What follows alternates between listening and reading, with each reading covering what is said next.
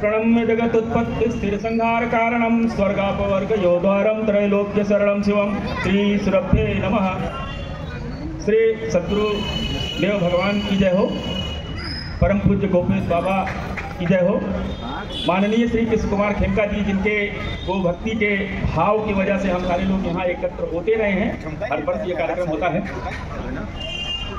बधाई के पात्र हैं हमारे विद्यार्थीगण, वेद विद्यार्थीगण, गोसेवक भाइयों बहनों। कुछ चिकित्सक होने के नाते थोड़ा सा विषय मुझे लगता है कि 5-10 मिनट 5-7 मिनट में अपनी बातों खत्म करूंगा। गाओ विश्वस्य मातरः।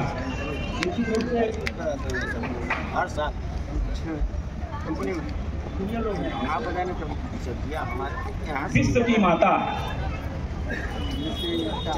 मुझे लगता है कि हम लोगों के 50 वर्ष में लगभग 25 वर्ष और अगर जोड़ दिया जाए तो 75 वर्ष का जो क्रियाकलाप हमारे देश का रहा है।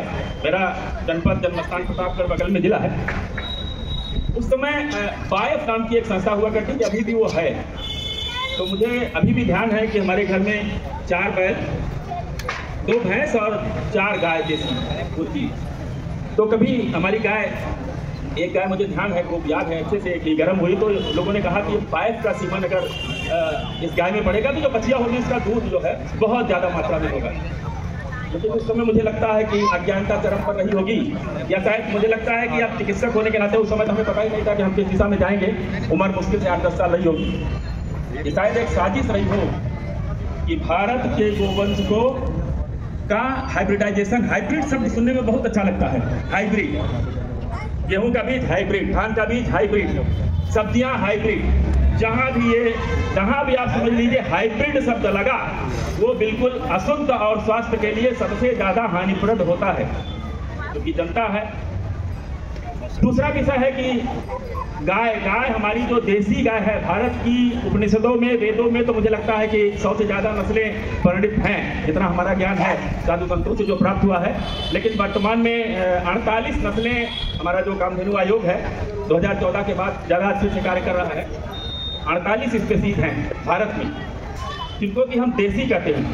और हॉस्पिटल में नेपाल बगल के जितने भी प्रदेश है लोग आते हैं, उनके किसानों से मैं पूछता हूँ कि देसी गाय देखो डॉक्टर साहब सफ़ेद होती है, कोई बोलेगा काली होती है, कोई बोलेगा लाल होती है। मुझे बड़ा तरस आता है कि मैं भगवान या गोमाता की कृपा से यहाँ पहुँचा, लेकिन आज हमारे किसानों को, हमारे ग्रामीण वासियों को, गोसेवकों को ये मालूम नहीं है कि देसी गाय का मतलब क्या होता है। रंग से देसी गाय का वर्णन करते हैं। जर्सी के बाद जाए, क्योंकि अपने पास सिंधु पंचायत गोरक्षा का गोसेवा प्रमुख का दायित्व है क्षेत्र का, तो देसी गाय जर्सी बोलते हैं लोग, जर्सी गाय, एचएफ काऊ। तो जर्सी जहाँ है वहाँ गाय शब्द मत लगाइए, हम लोग नहीं लगाते हैं, संघ में कभी नहीं लगाते हैं, लगाना बंद कर दिए पिछले 8-10 वर्षों से, क्योंकि वो गाय है ही नहीं। जो भी प्रकृति और भगवान की कृति है उसमें जितनी भी मादाएं हैं, स्तनधारी जो भी है, सब में दूध होता है, सब अपने बच्चे को दूध पिलाती हैं। तो जर्सी भी वो एक ट्रांसजेनिक एनिमल है। ट्रांसजेनिक का मतलब 2 प्रकार के जंतुओं के क्रॉस होने की वजह से वो उत्पन्न की गई है। उसको प्रभु ने, उसको भगवान ने, किसी ने, प्रकृति ने उसको उत्पन्न नहीं किया है। इस गौशाला में तो मैं आता ही रहता हूँ। अपने पास भी 4 गायें हैं, बहुत खाली गौसेवा के लिए उनको रखा है, देसी अच्छी। उसमें गंगा तीरी जो कि गंगा के किनारे की गाय है, और हम लोगों के क्षेत्र की जो गाय है वो गंगा तीरी गाय ही है। यहाँ गंगा तीरी जो सफ़ेद गाय हैं वो सब गंगा तीरी गाय हैं। उनमें मुख्य रूप से डील, जिसको हम बोलते हैं, वो होता है, और स्लर होता है। सूर्य केतु नाड़ी, प्रभु ने हर जानवर, हर व्यक्ति, हर तरह के जो भी जीव जंतु हैं सबकी एक फिजियोलॉजी एनाटॉमी बनाया है। ये प्रकृति और भगवान द्वारा प्रोडक्ट है। तो जो देसी गोवंश हैं, उत्तर प्रदेश में 4 नस्लें हैं, उसमें गंगा तीरी हम लोगों की है, इधर की राठी, केनकाठा और पवार, ये 4 नस्लें उत्तर प्रदेश की हैं। गिर जो है, गिर भी यहाँ 1-2 हैं, तो वो गुजरात की है। इसी तरह से थार पारकर है राजस्थान की। तो थार पारकर का है कि थार के रेजिस्टेंस पावर बहुत ज़्यादा होता है। जो थार जैसे मरुस्थल को बिना खाए पिए 24 घंटे, 10 घंटे, 20 घंटे में पार करके चली जाती है, वो थार पारकर। तो इसका मतलब यह है कि जो हमारी गाय है, जो देसी गोवंश है, जो 48 नस्लें हैं जिनमें 4-5 हमने बताया, उनके दूध में जो पीलापन होता है उसका कारण आज वैज्ञानिक लोग जो तथाकथित वैज्ञानिक है, विज्ञान तो आयुर्वेद भी है, आयुर्वेद से बड़ा विज्ञान कुछ भी नहीं है, क्योंकि वेद का अर्थ ही विज्ञान है। विज्ञाने विदलाभे विदुपाय विदसत्ताया। तो आयनिक फॉर्म में स्वर्ण भस्म और चांदी भस्म देसी गाय के दूध में पाया जाता है। और आजकल या पहले भी चिकित्सक विटामिन, मिनरल्स, कैल्शियम जिसकी भी कमी होती है तो थोड़ी मात्रा में उसको सप्लीमेंट किया जाता है। तो प्रकृति ने और प्रभु ने भारत भूमि में ऐसा गोवंश दिया है जिसके दूध में स्वर्ण भस्म और चांदी भस्म पाया जाता है। पीला माना जाता है। हमारे उत्तर प्रदेश गो सेवा आयोग के अध्यक्ष जी पधार चुके हैं, हम उनका बहुत बहुत स्वागत करते हैं, संतों से आशीर्वाद लेते हुए। या वहाँ का दूध या घी देखेंगे ना, थोड़ा पीलापन में रहे, बहुत ही अच्छा दृश्य है।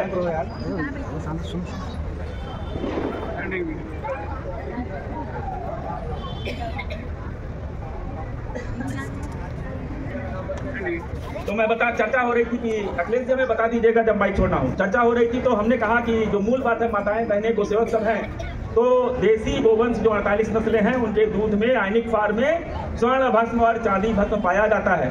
आज सोने की कीमत कहाँ जा रही है, चांदी की कीमत सब लोग जानते हैं। ये बताइए, ये प्रकृति का ही विधान है जो भारत भूमि में ही देसी गोवंश जो है, दुनिया में क्यों नहीं है? लेकिन हमने तो लगभग 27-28 देशों का दौरा आज तक कर चुके हैं, कई देश रिपीट भी हुए। उसमें ब्राजील एक देश हमको मिला जहाँ की ये लोग सचेत हैं और गिर गाय और गिर नंदी, तो उन लोगों को कभी कुछ जानकारी हुई होगी, हो सकता है हमारा ही कोई खून वहाँ वैज्ञानिक रहा हो। बाकी जितने अंग्रेज हैं, हमसे महाराज जी ने पूछा कि ये बताइए विदेशों में दूध इतना पैदा होता है, होता क्या है? तो जो विदेशों में दूध होता है वो दूध A1 मिल्क, A1 मतलब खराब वाला दूध, A1 से मत समझिएगा कि अच्छा दूध है। A2 मिल्क जो देसी गाय का दूध है वो, अब उसको A1 A2 वो लोग तथाकथित वैज्ञानिक लोगों ने कर दिया, हालांकि ये उल्टा कर दिया है। तो A2 मिल्क जो है, हमारी जो देसी गाय है वो A2 मिल्क है, that is a good quality milk. दूसरी चीज, एक बहुत बड़ा एलर्जिक केमिकल है जिसका नाम है हिस्टडीन। हिस्टडीन नाम का केमिकल जो विदेशी जर्सी है, उसको गाय, मैं फिर कह रहा हूँ उसको गाय कहना उचित नहीं, आज से हम लोगों को गाय कहना बंद, क्योंकि वो गाय है ही नहीं। तो जो जर्सी और HF होल्स्टीन फ्रीजियन, उसके दूध में हिस्टडीन नाम का एक तत्व केमिकल है, पाया जाता है। प्रोटीन की जो अमीनो एसिड की चेन होती है, और वो हमारे शरीर में जाके एलर्जी, सूजन, एल्जाइमर, हर आर्गन को डैमेज करता है। और एक बहुत खतरनाक बीमारी जिसका नाम लेना उचित नहीं है, कर्क रोग।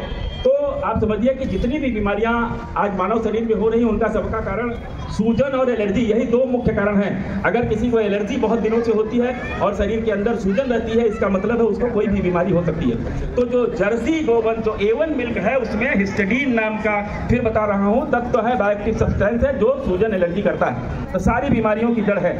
और WHO बोल तो नहीं रहा है, क्योंकि बोलेगा नहीं, भारत के पक्ष में कभी नहीं बोलेगा, लेकिन चिकित्सक होने के नाते या प्रोफेसर होने के नाते मैं ये बता रहा हूँ कि 25% जितनी बीमारियां हैं जो भारत देश में होती हैं, उनका कारण जर्सी और HF का दूध और उनके प्रोडक्ट हैं। हमने काशी हिंदू विश्वविद्यालय में पिछले 10-12 वर्षों से, जब से हम लोग एक्टिव हुए, एक मुहर पूरा बनवा दिया सीधा कि कौन कौन सी चीजें एलर्जी करती हैं, मोटी मोटी जो किसके लिए पथ्य और अपथ्य वाली चीजें हैं, उसका पालन करना है। हम लोग डॉक्टरों के यहाँ, चिकित्सकों के यहाँ, अस्पतालों में लाइन लगाए हुए हैं, लेकिन कभी हमने ये नहीं देखा कि हम क्या खा रहे हैं, कभी नहीं देखा। और जो आयुर्वेद का जो उद्देश्य है, स्वस्थ स्वास्थ्य रक्षण, पहला उद्देश्य है बीमारी का इलाज करना, उद्देश्य नहीं है, हम कैसे स्वस्थ रहें वो उद्देश्य है। दूसरा उद्देश्य है आतुरस्य विकार विषमनम, जब बीमारी हो ही जाती है तो उसका उपचार भी आवश्यक है। लेकिन आज हर स्टेज से मैं इस बात को कहता हूँ, चाहे अपना देश हो चाहे विदेश हो, कहीं भी, कि प्रिवेंशन के ऊपर, प्रिवेंटिव मेडिसिन के ऊपर संस्थान बनने चाहिए, चाहे वो समाज के माध्यम से हो, चाहे RSS संघ के माध्यम से हो, चाहे सरकार के माध्यम से हो। बड़े बड़े कैंसर के अस्पताल, हार्ट, किडनी केयर सेंटर, फलाने ढमाके, बहुत सारे हॉस्पिटल, लेकिन प्रिवेंटिव मेडिसिन के ऊपर कोई संस्थान नहीं है जो ये हमारे पब्लिक को, हमारे समाज को, हमारे भारतवासियों को बता सके कि ये चीजें मत खाइए, इससे ये बीमारियां होती नहीं। और आज हर परिवार का एक जो अर्थ है, जो पैसा है, जो कमाई है, उसका बहुत बड़ा हिस्सा, 1/4 हिस्सा जो डेटा है, अगर आपकी 100 रुपए कमाई है तो 25 रुपए हर परिवार का चिकित्सा में जाता है, जिसको कि हम लोग खाली स्वस्थ स्वास्थ्य रक्षण के सिद्धांत से, भारतीय गाय के दूध और उसके जो प्रोडक्ट है उनको उपयोग से उसको हम बहुत कम कर सकते हैं। तीसरा महत्वपूर्ण विषय है कि मॉर्फिन या अफीम के बारे में सब लोगों ने सुना होगा। मॉर्फिन जैसा तत्व, जिसको कि बीटा कैसोमॉर्फिन कहा जाता है,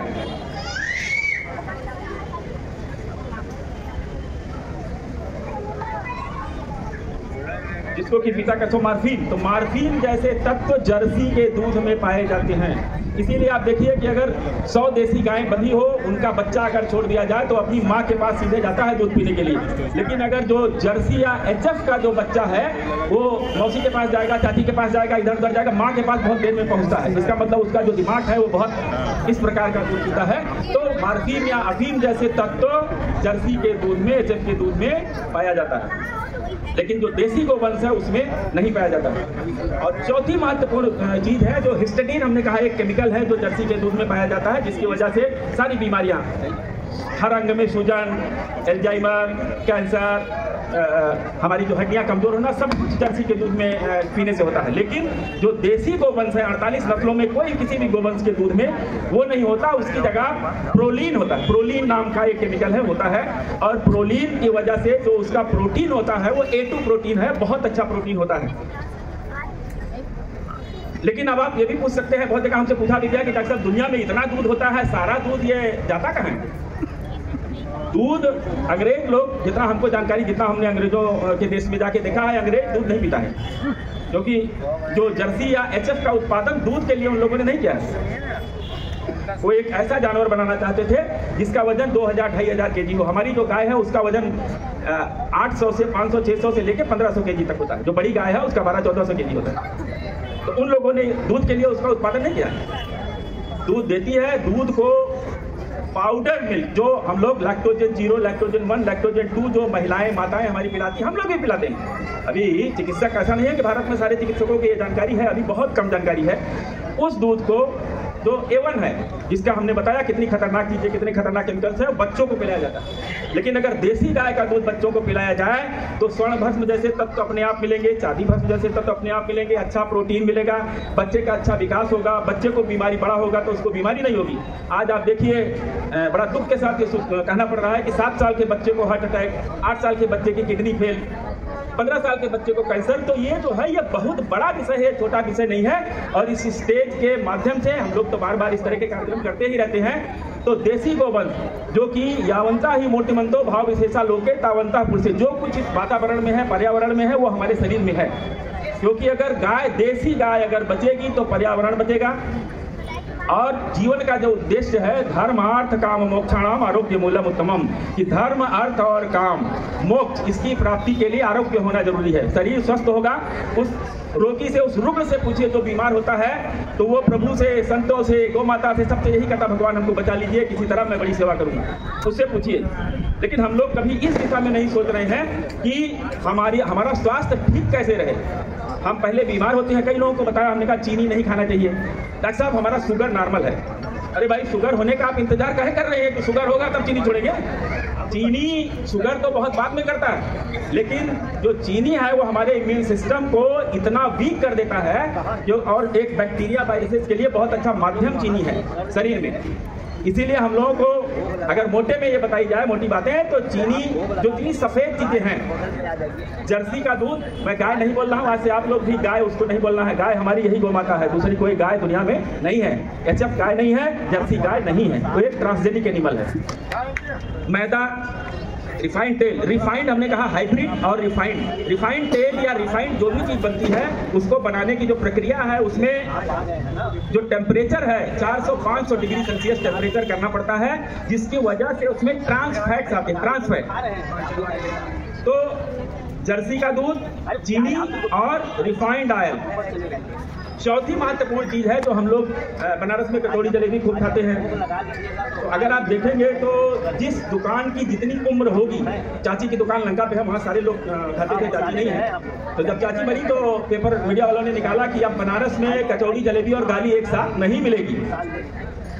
तो बहुत अच्छा लगा लोगों को। लेकिन जिस दुकान की जितनी उम्र है उसका तेल उतना ही पुराना है। अगर 50 साल पुरानी दुकान है तो, क्योंकि 10 लीटर तेल अगर रोज खपत होती है और 12 लीटर कढ़ाई में तेल है, तो 2 लीटर तेल फेंका नहीं जाता है। वो 2 लीटर में अगले दिन फिर 10 लीटर मिलाया जाएगा, फिर 12 लीटर होगा। तो आप समझिए कि सबसे ज्यादा heart attack, brain attack, brain stroke, हमारे नसों का पतला होना, ठीक है, और ब्लड का क्लॉट बनना, इसके लिए जो बाहर का तेल है रिफाइंड ऑयल और रीयूज्ड ऑयल, तेल को जो बार बार यूज किया जाता है, वो बहुत ही खतरनाक है। मुश्किल से 5 से 6 चीज़ें ऐसी हैं जिसने पूरे दुनिया के स्वास्थ्य को तबाह कर रखा है। तो कम से कम हम भारत भूमि और विश्व गुरु की बात करते हैं तो हम लोग तो सुधरें। इतिहास में ये पढ़ाया जाता था कि इतिहास अपने को दोहराता है, ऑन्टोजेनी रिपीट्स फाइलोजेनी, ये एक सिद्धांत है, जानते होंगे लोग। तो ये होता है कि अगर हम जहाँ तक नहीं पहुँचे हैं पहले वहाँ तक पहुँच जाए, फिर वहाँ से वापस आएंगे। हमने कहा कि जो हमारे वेद पुराण उपनिषद साधु संतों ने जो उपदेश दिया है, आप तो लोगों को आप कहा जाता है, उस बात पे अनुसंधान न करके, पैसे की बर्बादी न करके, समय न गंवा के उसको मान लेना, उसका पालन करना ही जरूरी है। क्योंकि आजकल के जो चिकित्सा से संबंधित जितने विषय हैं उन पे जो भी अनुसंधान हो रहे हैं, जो आयुर्वेद में लिखा हुआ है उसी की कॉपी और मुहर लगा के उसी को पब्लिश कर दिया जा रहा है। तो पब्लिकेशन एक जैसा हम लोग, चलिए प्रोफेसर हैं, हमको प्रमोशन के लिए लेक्चरर रीडर प्रोफेसर के लिए करना पड़ता है, लेकिन स्वास्थ्य में ये समझने की आवश्यकता नहीं है कि अनुसंधान है। जो शास्त्र में अथर्ववेद का जो उपवेद आयुर्वेद है उसमें जो लिखा हुआ है, हमारे पूर्वजों ने जो खाया पिया है उसको इस्तेमाल बंद करके मान लीजिए कि हमारा 28-30 वर्ष हो गया चिकित्सा में, तो उसको मान लेना ही उचित है। और 5वीं चीज जो है वो परियुषित का मतलब बासी एक ही चीज जो है खा सकते हैं आप, वो रोटी। क्योंकि बचपन में हम लोग यहाँ गेहूँ होता नहीं था, प्रतापगढ़ में तो चावल तो एकदम नहीं होता था, तो किसी तरह से जो गाय भैंस का जो दूध या गाय का जो दूध है देसी गाय का वो मिलता था 3 पाव के आसपास, और जो बासी रोटी होती थी वही नाश्ते में मिलता था, उसी को खा पी करके हम काशी हिंदू विश्वविद्यालय तक पहुँचे।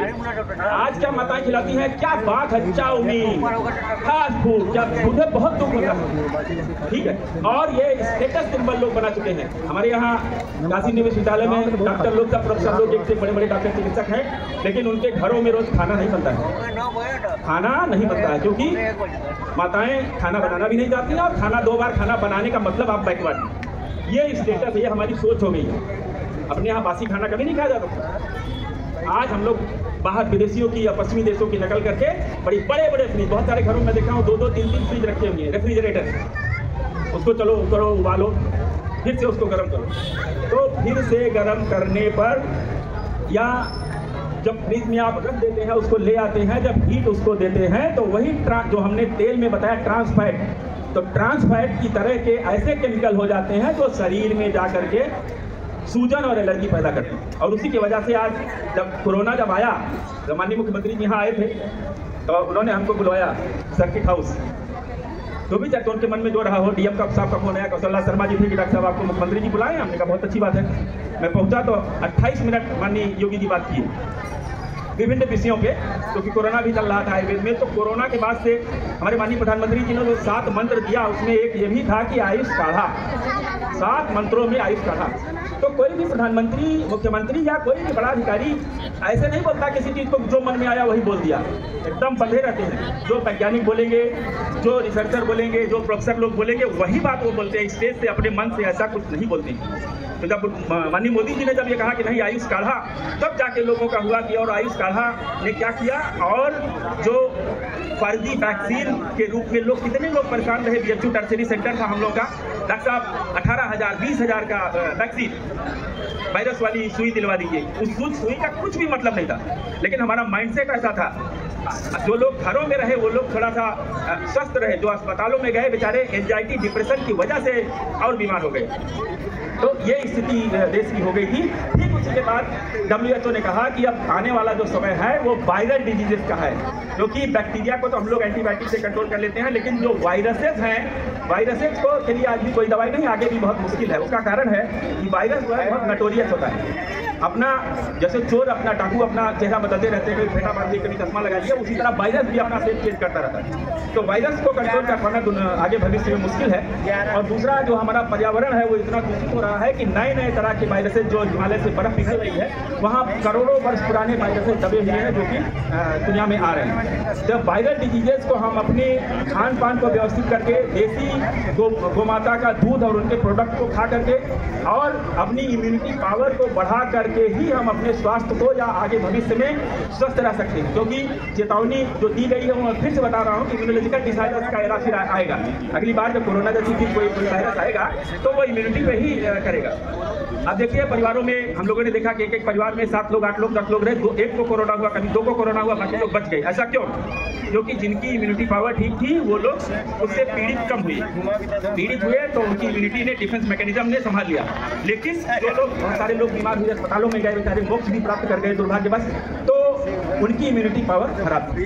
तो इसलिए भविष्य में अपने इम्यून सिस्टम को बरकरार रखना है, इम्यूनिटी ही बरकरार रखना है, तभी हमारा दुनिया और देश ये स्वस्थ रह सकता है। और इम्यूनिटी बचाने का एक ही तरीका है, हमारा देसी गौ माता, उनका दूध, उनके दूध से बना हुआ सामान जो भी खाना है आप खाइए, सब कुछ, जिसमें कि हमने उस पर चर्चा कर लिया है। मुझे लगता है कि हमको आज के दिन जो बताना था वो हमने बता ही दिया है। माननीय अध्यक्ष भी आ गए हैं, महाराज जी, सतगुरु भगवान और गोपेश बाबा और माननीय कृष्ण कुमार खेमका जी और बाकी जो लोग हमारे यहाँ एकत्रित हुए हैं, सबको बहुत बहुत धन्यवाद। जय गौ माता, जय गौ माता, जय गौ माता।